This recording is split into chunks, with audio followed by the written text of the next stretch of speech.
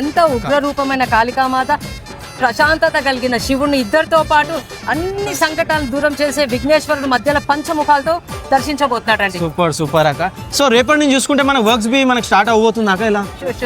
ఇక రేపటి నుంచి ఇంకా కర్రలు వెళ్ళడం కానివ్వండి, షెడ్ ప్రయత్నం చేయడానికి మర్చిపోవడం కానీ, ఆంధ్ర కానివ్వండి, వెల్డర్స్ ఎప్పుడు వస్తారు అనేసి రేపటి నుంచి కంప్లీట్ పిక్చర్ రెడీ అయిపోతుందని మిగతా ఇన్ఫర్మేషన్ అంతా రేపటి నుంచి మీకు ఇచ్చేస్తాం. ఓకే ఓకే అక్క. సో చూస్తున్న వాళ్ళకి మీ ఒక మెసేజ్ చేయండి అక్క.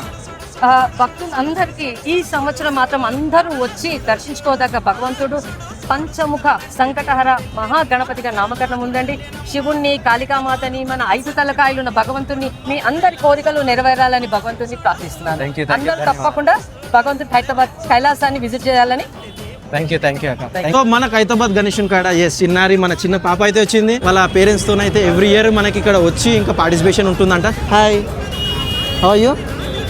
గట్టిగా మాట్లాడాలి. నువ్వు గణపతి దగ్గరకు వచ్చినాం అంటే గట్టిగా ఉండాలి కదా.